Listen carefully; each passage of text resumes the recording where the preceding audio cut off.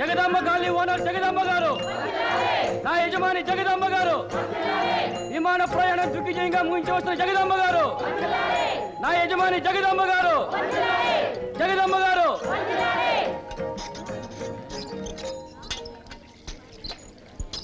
ఆవిడ గారు ఏమన్నా అమెరికా వెళ్ళొస్తోందా లేక లండన్ వెళ్ళొస్తోందా? మన విజయవాడ నుంచి తిరుపతికి విమానంలో వెళ్ళి మళ్ళీ విమానంలో తిరిగొస్తే ఎక్కడ డబ్బు ఎక్కువ ఖర్చు అవుతుందోనని రైల్లో వచ్చింది. దానికి ఇంత ఆర్భాటమా? కాస్త అనుకోగా మాట్లాడమ్మా. ఆవిడ గారు ఈ కాలనీకే రాణి. రాణి కాదు, రాక్షసి. ఎందుకమ్మా గొడవలు?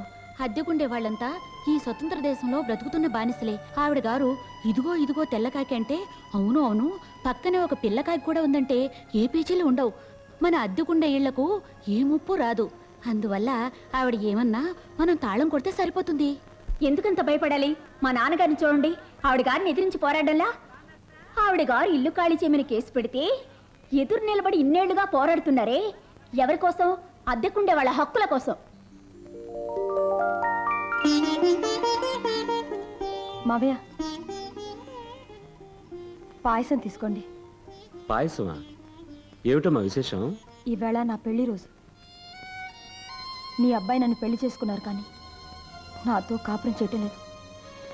కాపురం చేసినా చేయకపోయినా పెళ్లి రోజు మాత్రం వచ్చే తీరుతుంది కదా మావయ్య. చూడమ్మా, నా జీవితంలో నాకు తెలిసి నేను చేసిన ఒకే ఒక పెద్ద తప్పు నేను నా కొడుకిచ్చి పెళ్లి చేయడమే.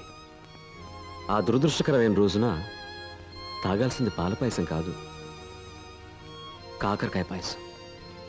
ఉందా ఇంట్లో? నానా, వెళ్లే దారిలో ఈ పుస్తకం లైబ్రరీలో ఇచ్చేసేయండి. నిన్ననే కదమ్మా తెచ్చాను. అప్పుడే దీన్ని చదివి పారేసావా? పుస్తకాలు చదవడం తప్ప నా జీవితానికి వేరే పనే ఉంది నాన్న. మళ్ళీ మళ్ళీ చదువు, పొద్దుపోతుంది. నాన్న, నీకేం కావాలి నాన్న? ఆటో నగర్ స్టీల్ కంపెనీలో ఇంటర్వ్యూ ఉంది నాన్న. బస్ ఖర్చులకు 10 రూపాయలు కావాలి.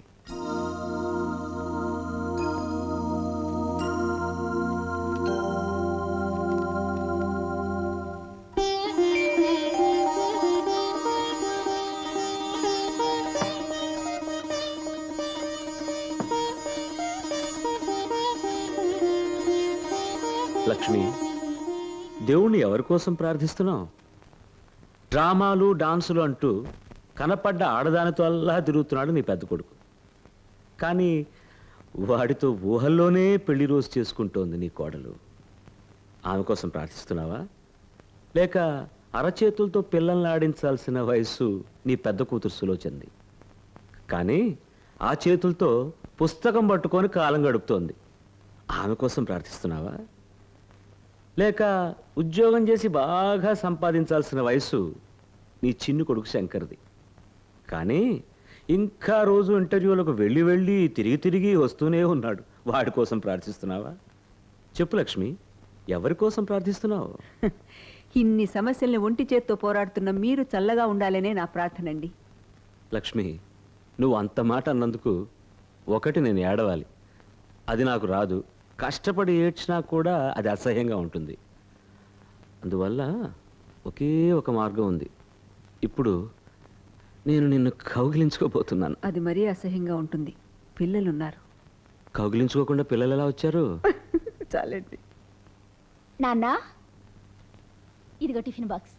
ఈ ఇంట్లో ఏ సమస్య లేని ఒకే ఒక మనిషి నా కడగొట్టు పిల్ల ఉమే. నాన్న, ఏమ్మా, నీకు ఏమన్నా సమస్య? ఈ రోజు పెద్దన్నే డ్యాన్స్ ప్రోగ్రాం ఉంది. వదిన కూడా అన్నయ్యని చూసి చాలా రోజులైందట. ఇవాళ ఖచ్చితంగా చూడాలట. నన్ను తోడుగా రమ్మంటోంది. సరే, 2 టికెట్లు రిజర్వ్ చేస్తాను. 3 టికెట్లు రిజర్వ్ చేయండి. 3 ఎందుకు? నాకండి. ఊరికే పిల్లలకి తోడుగా. ఆహా, 4 టికెట్లు రిజర్వ్ చేస్తాను. 4 ఎందుకు? నాకు ఊరికే నీకు తోడుగా.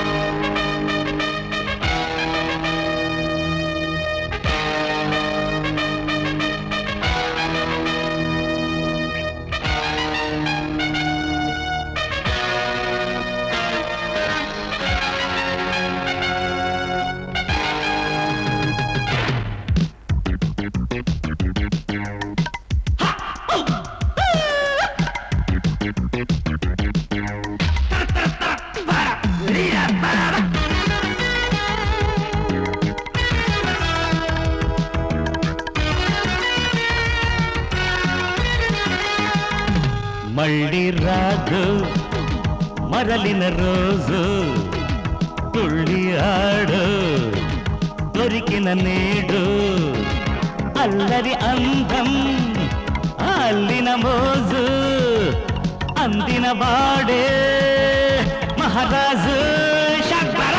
మళ్ళీ రాదు మరలిన రోజు, తుళ్ళి ఆడు దొరికిన నేడు, అల్లరి అందం పరవ అల్లిన మోజు, అందిన వాడే మహారాజు.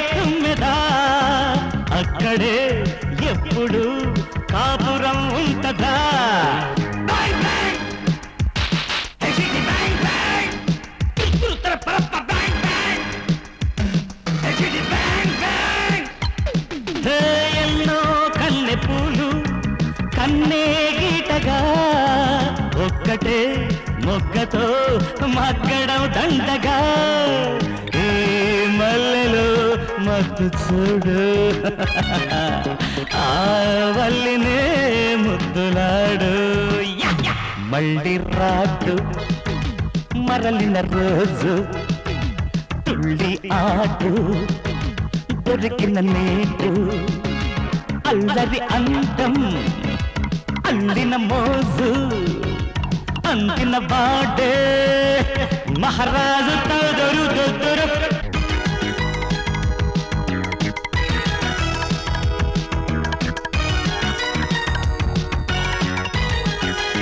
తర తర తర తర తరు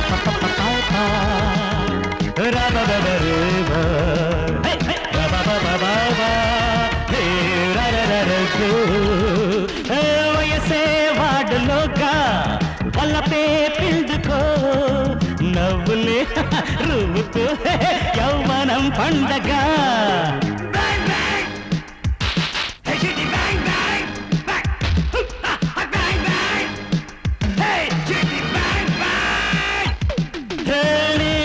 పిల్లి మెళ్ళో గంటే కట్టరా గుండెలో కోరికే గణగణ మృగగా ఈ సుఖముని తరిమి చూడు ఆ స్వర్గమే దరికి చేరు మళ్ళీ రాదు మరలిన రోజు హే తుళ్ళి ఆడు దొరికిన నేడు హే అల్లరి అందం అల్లిన మోజు అందిన వాడే మహారా